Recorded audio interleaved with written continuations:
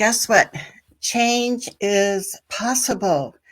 Change is happening in school districts around our country, which means change is possible for your school district.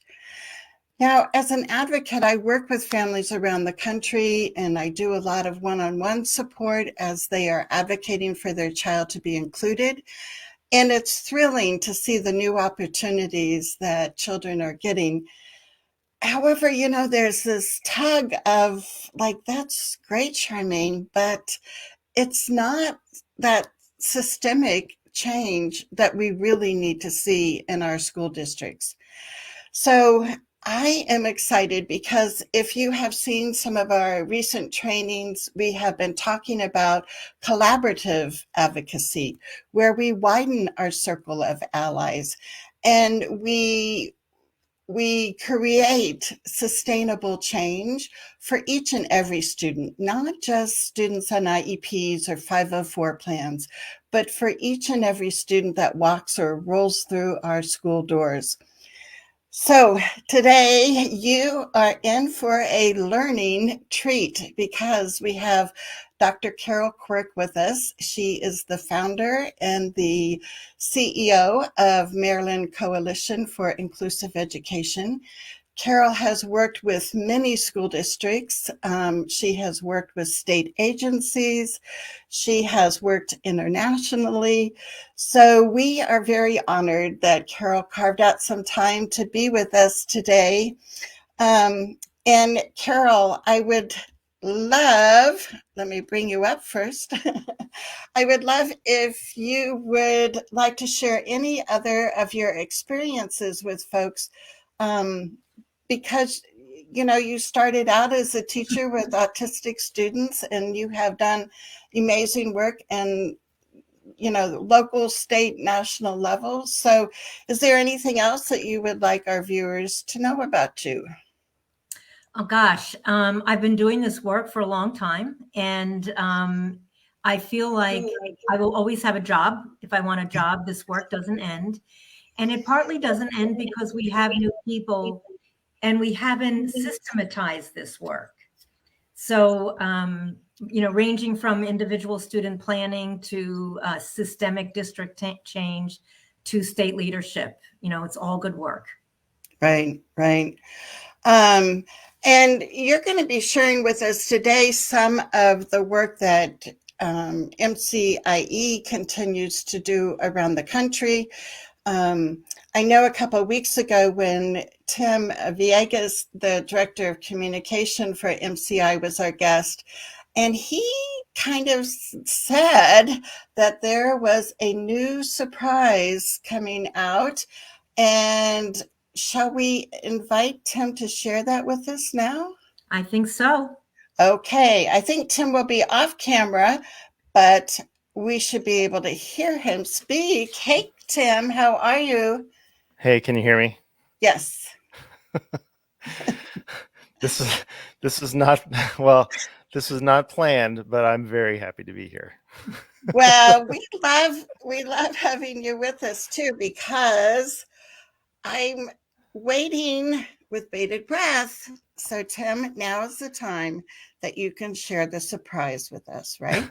Okay, yeah. So if you were on the MCIE email list, you would have gotten this news already. But we are announcing that we are starting a podcast series. It's going to be an audio documentary slated for the end of 2023 with on-site interviews with inclusive schools and also families of children with complex communication needs and significant support needs.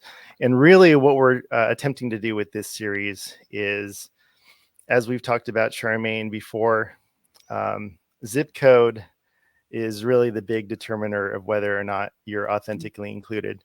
There's nothing about particular students that makes it so that one student over another student can be authentically included besides where they live. So right now, and I've talked about these districts before, in Cecil County, Maryland. We're going to be doing some on-site interviews and really get the culture and their story of how they moved from, segregating students to now being inclusive, as well as Westland, Wilsonville, near Portland, Oregon.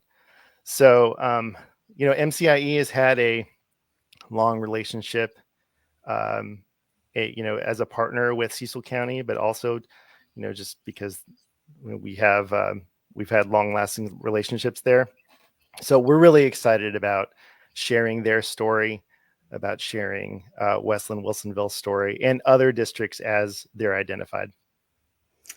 That'll be tremendous. And I think that's exactly what so many people want, right? I think there are so many people that embrace the value of inclusion, but then getting down to some of those examples and some nitty gritty details. So I bet that podcast series is going to be so popular, and it's going to be so helpful for families and for educators and school district leaders. So that's exciting. So you're saying the end of 2023 is where it's going to be premiered? That is what I'd like. That's what I'd like. I feel like I'm taking up Carol's time, so I apologize, Carol. But we are holding a joint fundraiser with Dan and Samuel Habib for their current project, My Disability Roadmap, on May 26th. You can find information on the Think Inclusive and MCIE Facebook pages. And we are going to be talking about it all month. So we're going to be doing a screening of My Disability Roadmap. And we also will have some sort of audio sample for people to listen to as in preparation for this project. Well, thank you for coming on the last minute here. We were like, maybe Tim could share it today. You got me. You got me. Thanks for being on the call here for us. And so that is like super exciting. I'm going to make sure I put May 26th on my calendar because that'll just be, I don't know, just kind of an enormous opportunity for us to continue to learn through the film, but also be able to support MCIE's, efforts. So thanks for doing that. And Misty is here with us, and she said that she just subscribed to the newsletter. So thank you. Thanks, Misty. All right, I'm gonna step back. Okay, thank you, Tim. Carol, you've got this. All right, bye. So, Carol, so that was a great little surprise, and that'll be wonderful. But I'm going to go ahead and bring up your PowerPoint. So if you want to get started, and I'll let people know if you're watching the replay or you're with us live, continue to type in your questions and comments. Some of them we may be able to bring up as Carol's going through her presentation, and for sure we'll have some time at the end also for Q&A. So Carol, take it away. I will. Thank you so much, Charmaine. And hello, everybody. I'm going to be talking about what is inclusive education to start, because I find, in conversations, as Charmaine said, across the country, I'll be in Washington State next week and Arkansas shortly after that.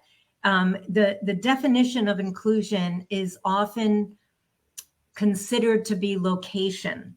And there is no place called inclusion. So I'm going to begin by talking about how we think about inclusion and define inclusion. And I do want to note that our definition and how we roll it out is based very heavily on Cheryl Jorgensen. I'm sure many of you know her, Michael McSheehan and Ray Sotomayor, who are all in New Hampshire. Charmaine's got the book right there. And so the Beyond Access model focuses on defining inclusive education as beyond just access. It's really more than that. And I've got some pictures of some included students that I think will help make this a real for you. So I begin thinking about inclusion in terms of the places where we go. And even though before I said inclusion is not location, I realized in the last probably year and a half, as I was having these conversations and talking about membership and meaningful participation and learning grade level curriculum, the location was getting lost. And so that has to be a starting point, because if you're not there, you're not included. Some of the misunderstandings that I see is where I've had, especially with administrators, where they'll say, well, we have an inclusive school. We have all kinds of students in our building, students with disabilities, multilingual learners. Some of our students live in poverty, and we treat everybody equally, and we care about everyone. And then you'll say, well, where do they learn? Well, some of them are in general education and some of them are in a special class. And once you're in that special class as a placement, and I'm going to distinguish this a little bit later from when you get interventions or unique and specialized instruction in order to be successful in general ed. So, when your placement is out, you are not by definition included. And when we think about all of these communities where inclusion occurs, places of worship we go to, the gym, fast food restaurants, regular restaurants, where is the place where we have separate locations only for children with disabilities? It's only our schools. We don't have a special department in Walmart. We all get to go everywhere. So we're going to talk about what this looks like in schools, and we have to begin with place. So all of those children, you can't tell who has a disability or who doesn't, and somebody in that room does have a disability, but they are all there and valued as individuals who belong there because this is their neighborhood school. Now, in districts that have choice, a lot of our urban districts have that. It makes that whole neighborhood school concept a little bit different, but we can still talk about whether or not you're in the class you would be if you didn't have a disability. So here we have some students who are adolescents. There's a student with Down syndrome there. This next picture is a girl with Rett syndrome. She clearly has a communication device. She is with another student. Students are working in small groups. There's another student across from them that you can't see. There's a student over here on the floor. And this may look, for anybody on here who's teachers, this is not an uncommon view of a class when after they've been given whole group instruction and they're working on individual tasks. And here, this student without a disability is using this communication device to communicate with her. And it's, part of everyday instruction. Here we have a small group with an adult, as you can see. Now, in schools that are working to build a multi-tiered system of supports for academics, for behavior, for social emotional learning, there may be time when you have either supplementary interventions or targeted. And often, as schools are becoming more sophisticated instructionally, they're looking at how they can use time, which is very precious, to insert supplementary interventions for those who need it. And often that may be as part of the core curriculum when students are divided into stations or groups for advanced learning, extended learning, practice, or actual intervention on some concepts. And this is all part of the general ed framework. So that's place. But now we're talking about the second factor. Once you're there, are you considered a member of that school community and of that classroom? So here we have this adult saying, so what do you prefer to be called? Handicapped, disabled, physically challenged? And he says Joe would be fine.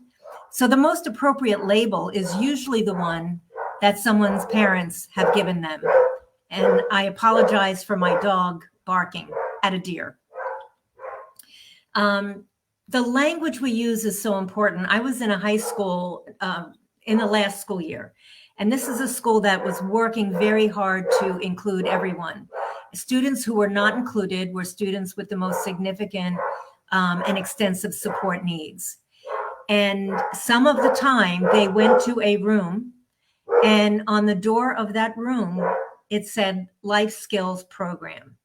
Now, I said not to the teacher, because that wouldn't have gone well, but I said to the administrator, how would a 10th grader feel about going into that room as their primary learning environment for most of the day? And they would be labeled. They would be a different. They would be othered. They would be marginalized. So you have to begin having a sense of belonging by being a member of your larger community. And with that membership, a sense of belonging is not automatic. That is going to be reflected by how you are valued by the adults, how you are spoken to in age-appropriate language, how you are communicated with by peers. So a sense of belonging will result from how you are treated, the language that's used to name you, name where you go, and the extent to which you're expected to be a part of the community like everybody else. So we see membership, I see it reflected in how children act with each other. And you can see the emotions of the student on the upper left. You can imagine he's feeling pretty happy. You know, students who are angry and upset from their, home environments or communities come to school not really ready to learn. And it's really important that we as adults are giving them that sense of belonging to enable them to be learners. I put this picture of the students in the lower left in on purpose because that's a cafeteria. So I want to ask any of you who have seen schools that have separate, I'm putting in quotations, programs. And that's because it could be an autism program, a label by disability program, a certain type of expectation like life skills. It's expected that that is your curriculum. Not the case, shouldn't be. Those students are often going to the cafeteria. They're sitting on the side. They may arrive early to keep away from the crowd. They may leave early so that they have more time to get to their classroom. They're with adults. And again, the average 7th grader is not going to be coming over and saying to one of those students, can I sit with you? So in a cafeteria where you see kids interacting, it's social. And so we need to create all of our environments to be supportive and accepting of all students where they belong like everybody else. Now, I don't expect you to read all these words. The third level is participation. So I'm there, I'm valued, and I feel like I belong. But what am I doing when I'm in the classroom? So in this island in the mainstream, Mrs. Jones and Mrs. Cooper are still trying to figure out why Fred doesn't feel like a part of the class. And this is a cartoon designed by Michael Giangreco from Vermont. So Fred is over here at a different desk doing something differently. And as I was thinking about meaningful participation, I got these words from one of the books that I was reading. And so I paraphrased some of the thoughts that came through about what it feels like when you are a meaningful participant. And I highlighted the words that meant something to me. And it's like, what are all the other students doing? Brainstorming, calling out answers, taking notes, writing on the board. They're communicating.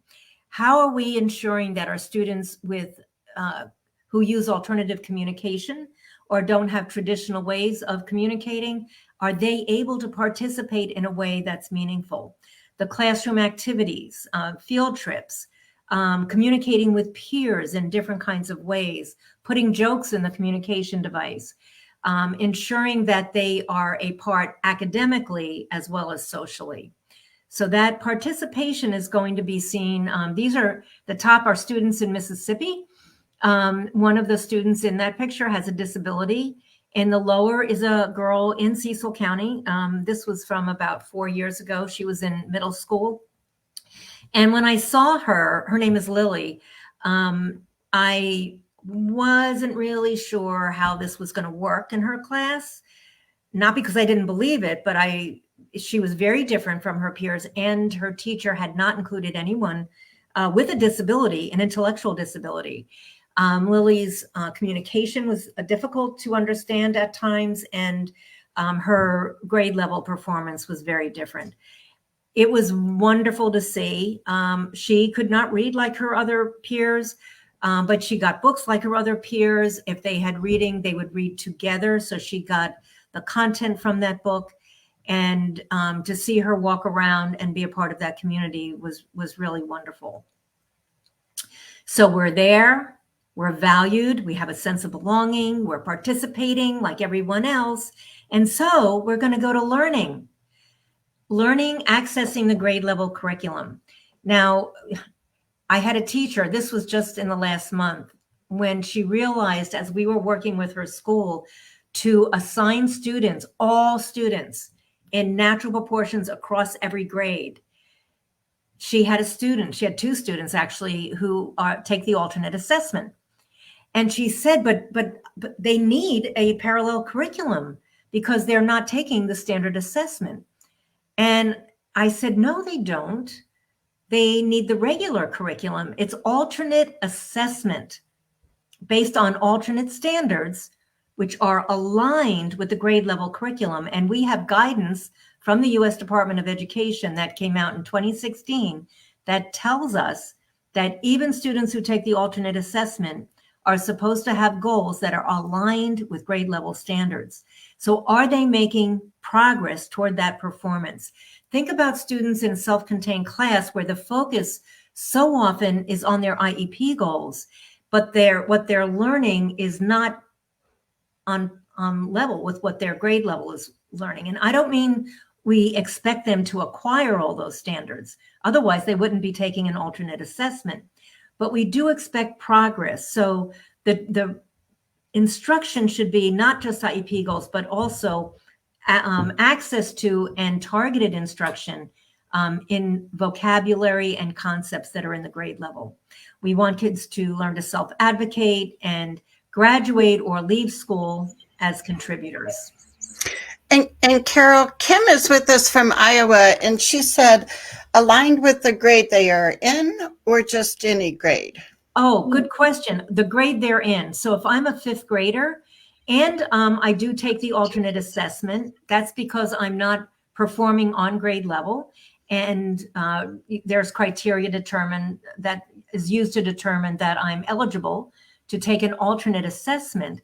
But the assessment standards would be aligned with the grade level curriculum. And there's something called vertical alignment where you can drill down from your grade level at the essential elements of the curriculum to the performance level you have, so that, we're looking at providing instruction to pull you up toward your grade level. Does that answer the question? Yes, I think so. And one additional one here from Anne from South Carolina. She said, what if the kids aren't testing well or showing what they have learned in general ed, but are meeting IEP goals? Well, I'm glad they're meeting their IEP goals. And especially if those goals are ambitious and changed on an annual basis. So you're not just meeting your goals, but you're seeing academic progress over time. Depending on your disability, you may not be making progress in achieving grade level standards, but we can look at, usually in most IEPs that I see, an academic goal will be matched to a grade level standard. You may not be achieving them, but you should be making progress toward them. And that is often measured through either universal screeners or progress monitors that are available to other students. Thank you. Yes. So when we see learning, let me move this along here. Whoops. Sorry. I just wanted to show you some visuals of some students. The student up on the upper right-hand side is a girl named Ashley. She was in science. She's in 7th grade here. And the woman with her is her general ed teacher. And the special educator was also in the class, but the general ed teacher had given a whole group instruction to everyone. And I'm not good at science, and I don't recall exactly the lesson, but whatever it was, she, was explaining certain concepts, giving them overview, and then gave them an assignment to work in pairs or in threes to review some information on the text, and then they had some activity they had to do. So what she did then was she went over to Ashley. Ashley is paralyzed from the neck down, and she uses an eye gaze device. And so she was checking two things. One, she was checking her the timing of her response given a question or a request, how long it took her to communicate her response. The other thing is she was looking at her content. To what extent did she understand some of the primary concepts that she had communicated? And then later you'll see a picture of Ashley that same day working with her peers. This little boy over on the left, Jacob, is in a first grade classroom. He was a little older for his age, and he just had accommodations here. He didn't speak. He did have a communication device. They were still working on fine-tuning that. He has earphones on because he was very responsive, overly reactive sometimes to auditory stimulation. And if he was sitting on the floor like everybody else, he would have been rolling on the floor on his back. He wouldn't have been clued into anything the teacher was doing. It would have been so distracting. But by giving him a chair and giving him those earbuds, he was able to, as you can see, he's attending directly over to the teacher. 2 years after this, I saw Jacob, and he was proficient in his communication device. He was in the class working on the same subject matter.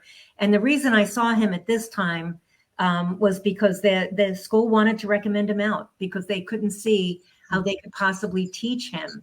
Because at first grade, his performance level and what they could get from him with limited communication made them believe that his intellectual abilities were much more impaired than they actually were.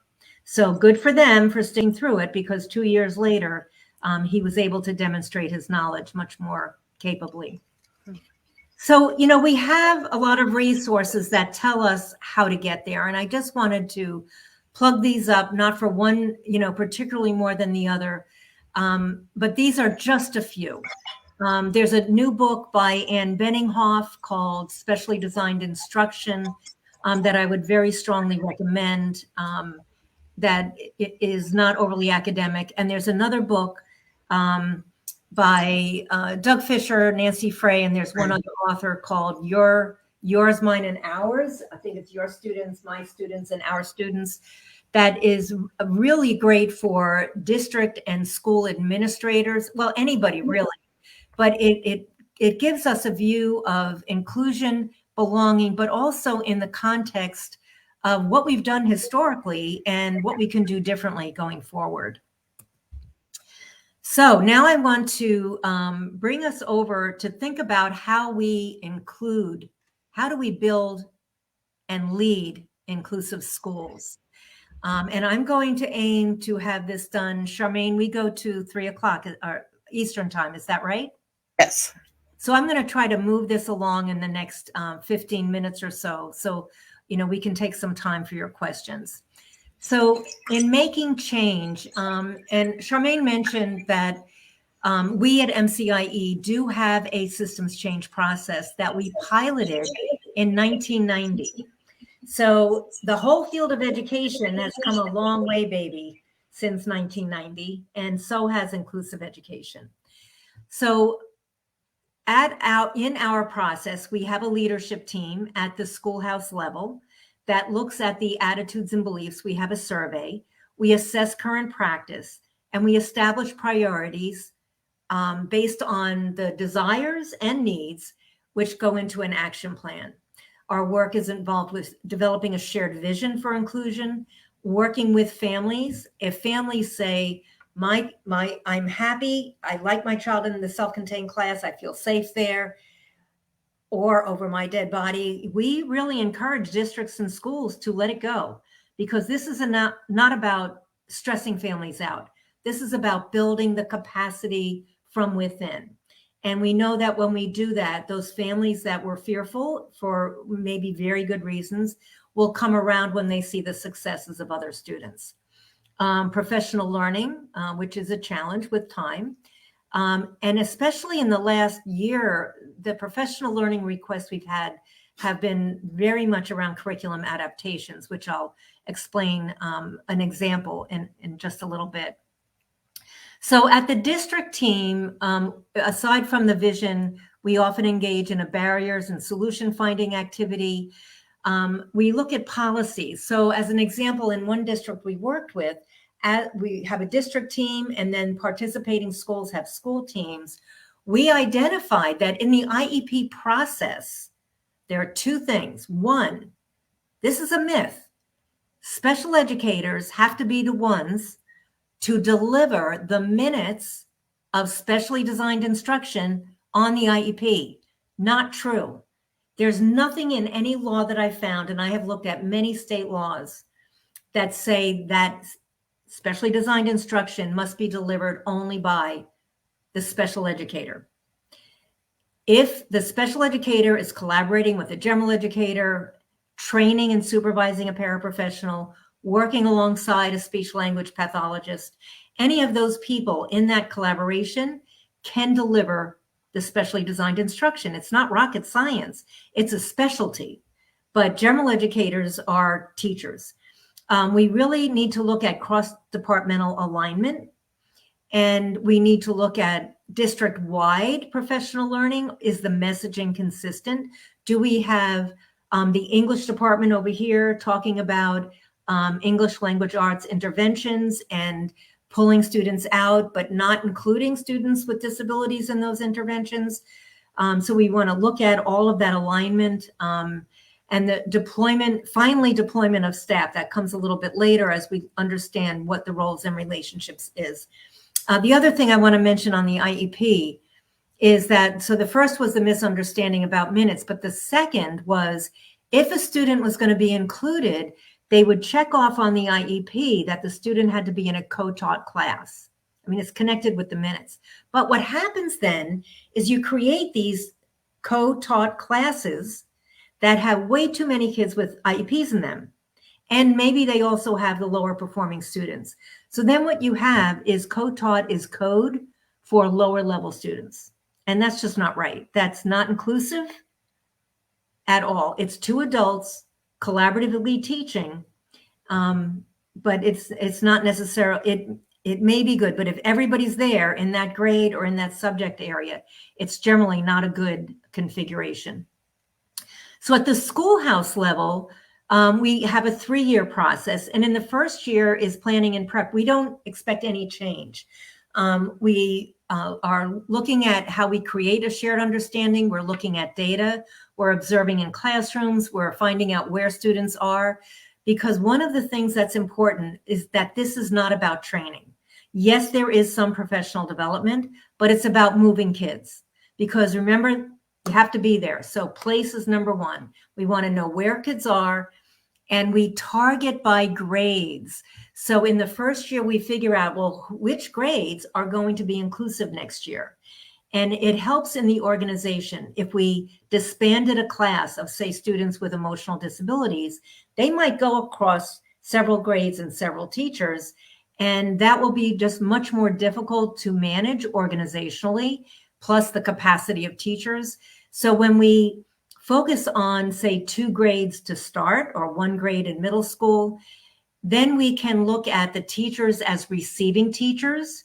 We can look at the master schedule. We can look at collaborative planning time and help to build the capacity, not just of the adults, but also of the organizational structure. And then while we're supporting that in the second year, we're planning for the rest of the school. It can take longer than 3 years. But in those, it can also be done in 3 years with a little additional support focused on student planning, collaborative practices, and scheduling students in a way that I'll show you in a minute.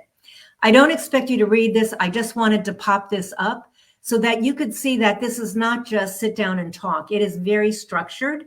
with a lot of choice. So there's a steering or leadership committee. There's engagement with the full faculty. There's individual student planning for students who have been served in separate segregated settings part of the time or all of the time, or in a separate school. And depending on the students who are coming in to be included for the first time, there may be some peer and community engagement. So what about the principal? The principal is key.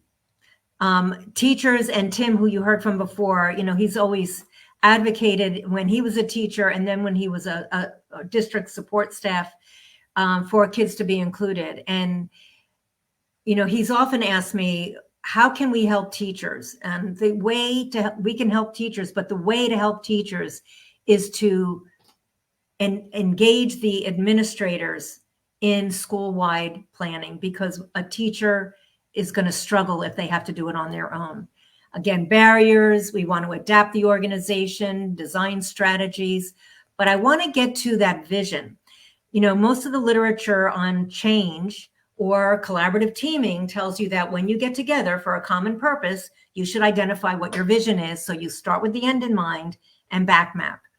And I'm going to tell you, it doesn't work in this model, because if school staff had the vision, they'd be doing it.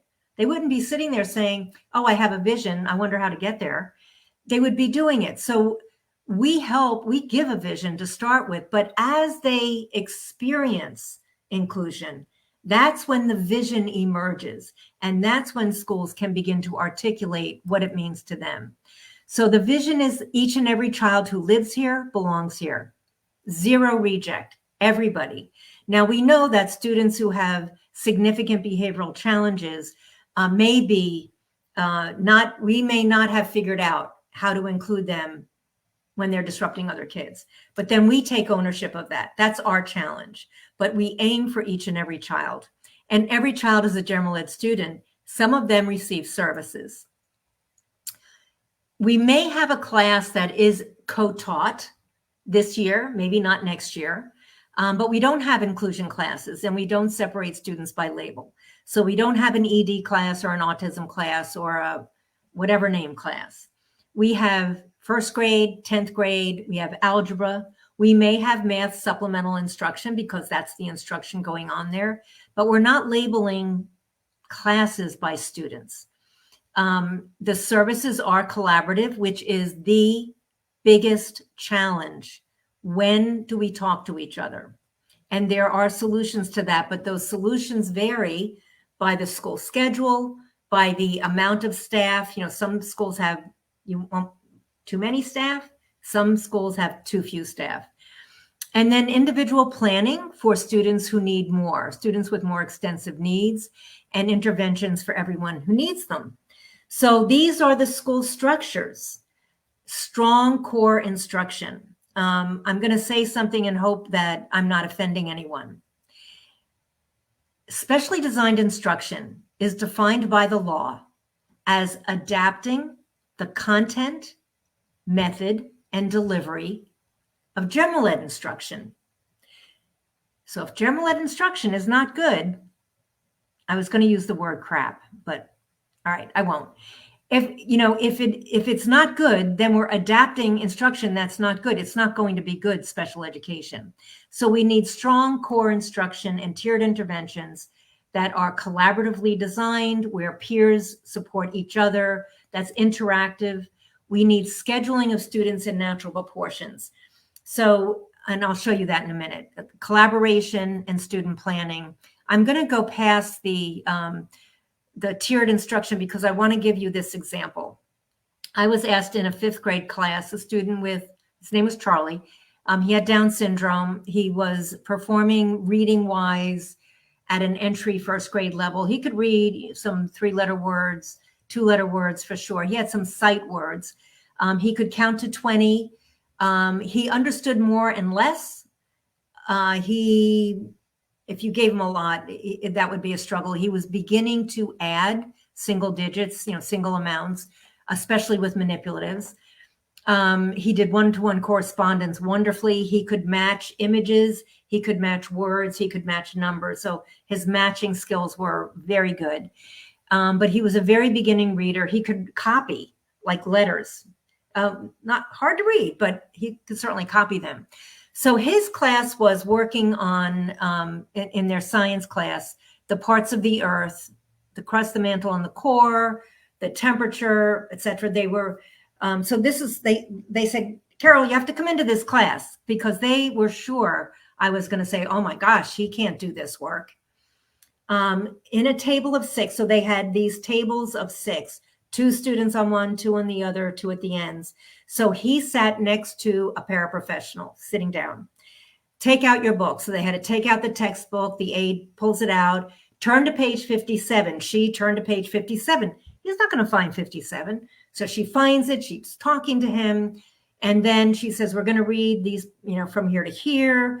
We're going to take turns reading paragraphs. Who wants to start? Kids are raising their hand. She's calling on them. Charlie, he's like, I want to read. I want to do this. He can't read.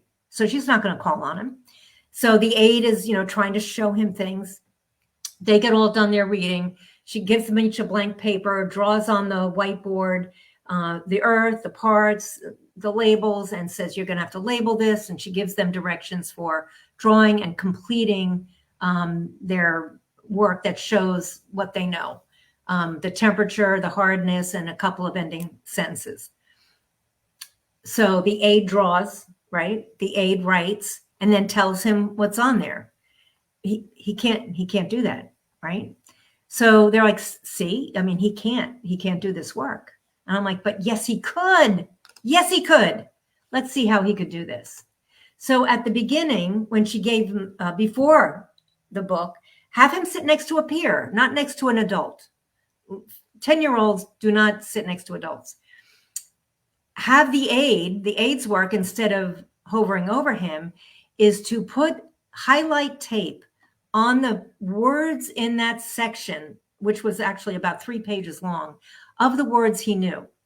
Also, as a learning strategy, she could learn to give him sticky notes that would have the number of the page. And then if there was any pull-out instruction, he could learn how to match the number in the book. He knows 4 comes before 5. He knows 5 comes before 6.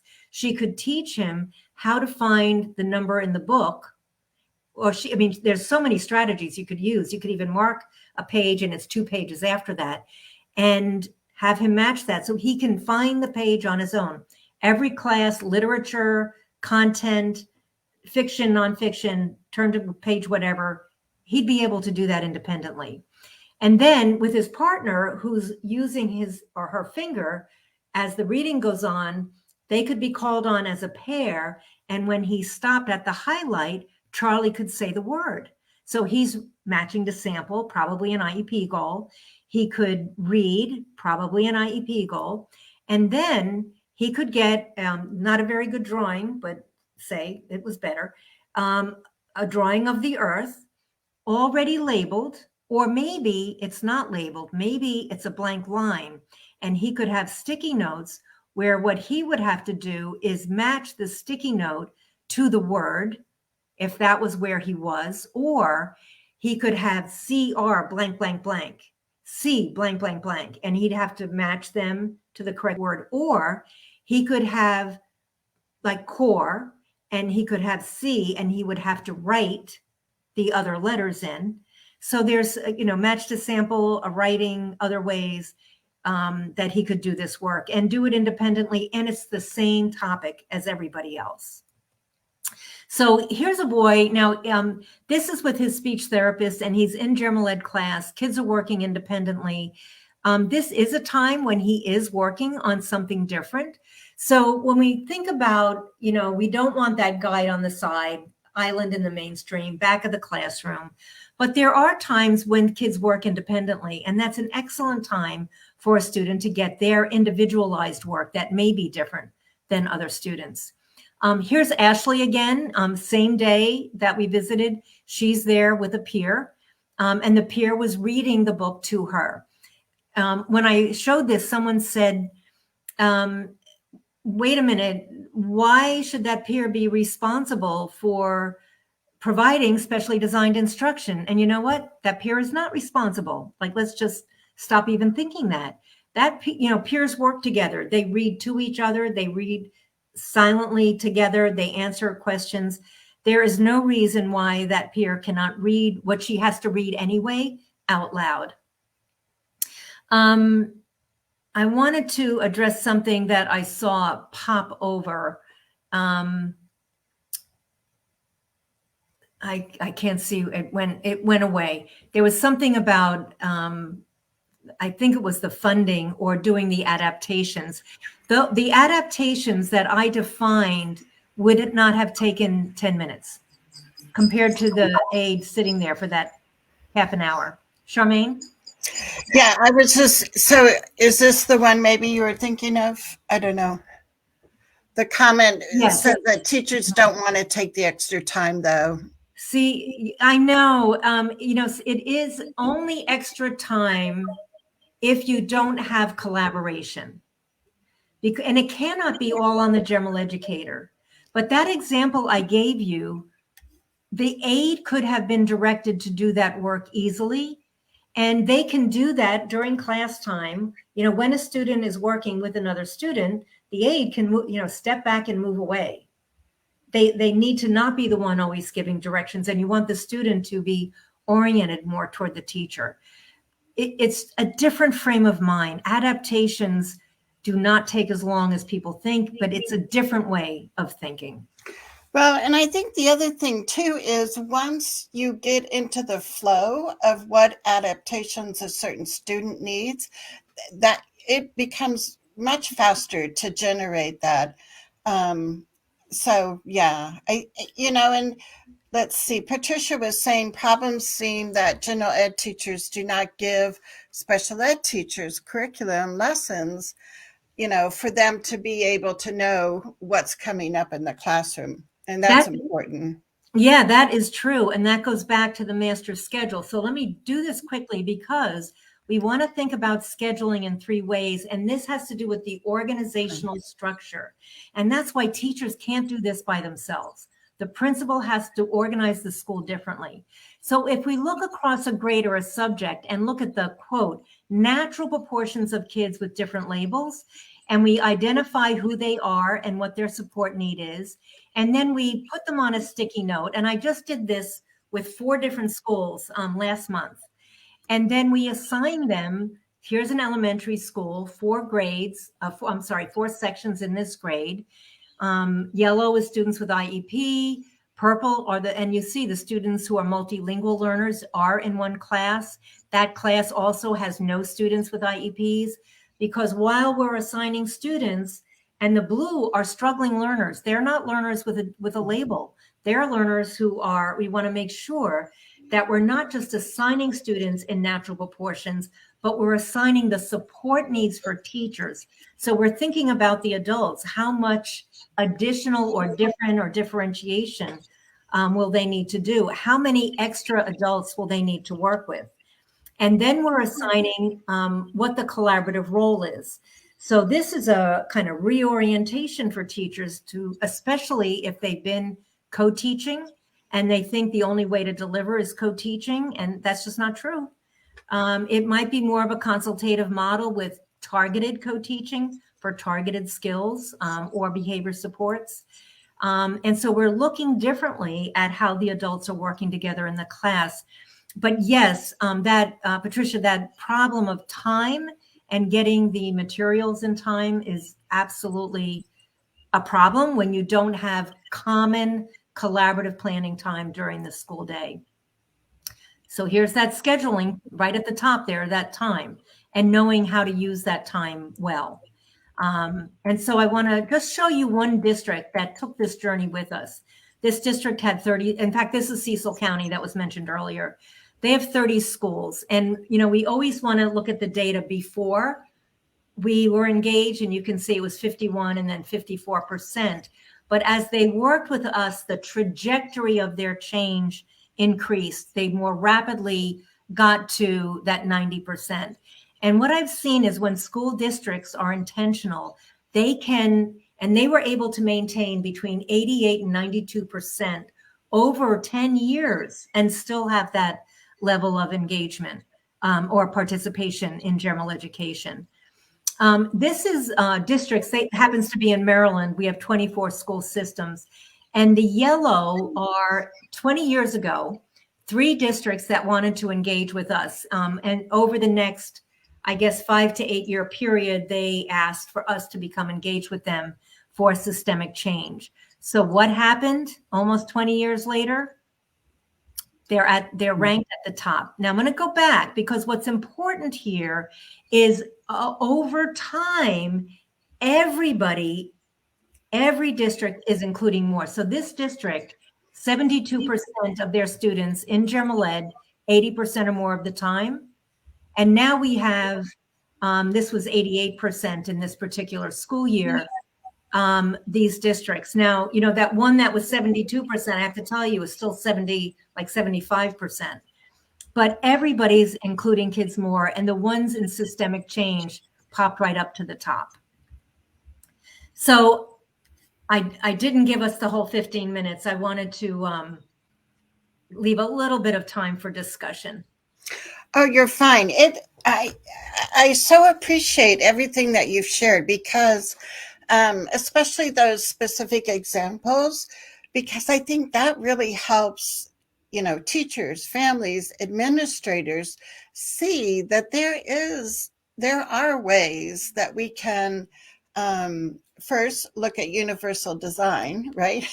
And then sometimes we don't need as many adaptations. Right. But when we do need those adaptations, they can be created. The student can be actively learning and being responsible for the content. So I just so appreciate all your examples and everything. We do have some great questions, so let's get to those. While you're looking at ones you think are important, Charmaine, I noticed that a couple of people have said, how can I share this, or how do I get my right. So, you know, typically, and I had 2 requests this week, and it's only Thursday, from a district asking, like, what do you do? Do you have training? How could we engage? You know, what will it cost? And what I generally recommend is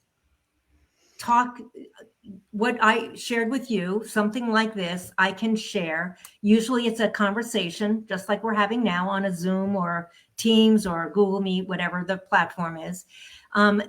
Tell me about your district. Let me tell you about what we do. And then if it seems like a maybe, I offer an hour presentation discussion like this. Try to get it in 45 minutes, you know, with some talk time. And then we go from there. And sometimes they'll say, well, like in one, that sounds great, but I need you to share this with all of my principals. And then I want to hear what the principals say. So, you know, I'll offer 1 or 2 hours of just let me share with you what this is about, and then see if there's possibilities, because we customize.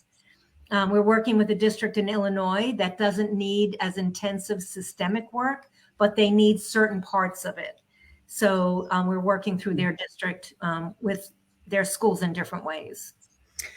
And Shelley's from Washington. So earlier she had asked where you are going to be in Washington next week. And also she wondered about the funding for the school district to be involved in this 3-year planning cycle. So how does that happen? So it again, it varies, and I'll explain. I'm going to be in Bellingham, and then I'm going to be in North Shore. And Washington State has what they call an inclusionary practices project.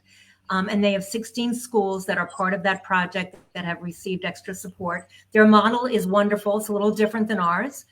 But they have a lot of resources that they've developed, and they've gotten a lot of awesome folks in there. How it's paid for, the work we did in Cecil County was paid for by the Maryland State Department of Education. They had the district approach the state, and with what they saw at 50% kids included as a problem, they wanted to improve. I had a partnership with the state already around some inclusion work, and so they agreed to fund us. The work we're doing in Illinois is paid by the district. So we go up there about 4 times a year. We spend 4 days there in schools, in meetings, school-based meetings. And then the rest of our work is remotely, and that's very cost efficient. We did some very intensive student planning, but we had seen the students. So on one of those on-site visits, we observed the student, we saw how the teacher taught, we saw the dynamics of the kids. He went to a sensory room. I got to see what that was like. So when it came time for planning remotely, I had a picture, we had a picture of the student. It just, was some time. It's hard for schools. Now, if a school is a Title I school, sometimes schools have used their Title I funds, which is limited. There's a cap on that. And then we have done what we could, within that constraint. So it really depends on opportunity. Right. Well, and I think that's what you look at how you can partner with other groups. So it could be the State Department. It might be, I don't know, if the Parent Training Information Center would have funding. But yeah, there are multiple ways to create that opportunity. Kim has a question that I hear a lot. She said, I can see how the adaptations apply to science, but for my son, it was the argument that he could not be in for reading or math. The comment, it's over his head, was stated regularly this school year. Well, I'm sorry. I suspect that the teachers were not able to figure out any more that, that science lesson, which to me was like in my head was like, I'm looking at that could change, that could change, that could change. But they didn't think of it. They had me in there thinking I'm going to say, oh yeah, like get them out of school into that special program. I think teachers are not necessarily, it's not that they're not creative, and I don't mean to imply that at all, but they're not attuned to thinking differently because there's so much pressure to meet grade level standards. So if we loosen up for some, students who are performing below grade level and not think about like how we used to do IEPs, still do somewhat, like here's where you are and I'm going to bring you up a notch. I'm just going to bring you up a notch. But if we don't do it that way, start with the standard and then drill down to the essential elements of that standard. That little boy, Jacob, who had autism and very little functional speech, the last time I saw him, they were doing, and I'm not an elementary teacher, they were doing, it was in math, where they were using rubber bands to make angles. And it was like 4th grade geometric stuff. I don't know if they measured it, but there were parts of that he could do. And there were key vocabulary words, like even angle versus line. If all he got out of that was knowing an angle versus a straight line, that would have been conceptually advancing him. So it's hard for teachers to think differently sometimes.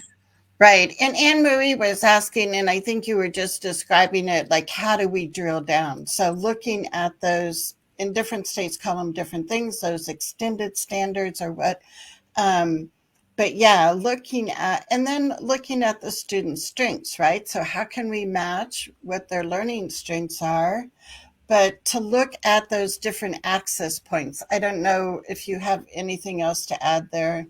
Well, the only thing that I can say, and I haven't had to do this work myself because I'm from the outside, but I have looked at standards and I've looked at different states and how they write them up. Some have a lot more resources than others. Virginia resources are amazing. Anybody from Virginia, look at your website. Oh my gosh, at the State Department, wonderful resources.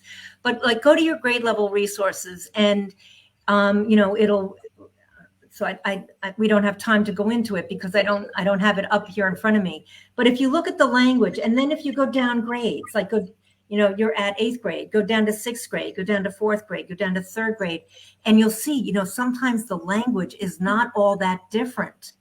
And so then think about what is the key, at least in English language arts, what is the key here? and what is the essential thing they're going after, and how can we take that one thing? We're not looking at all of the standards. So in Virginia, on the website, they have what they call bridge standards for math, and they designed this because of COVID.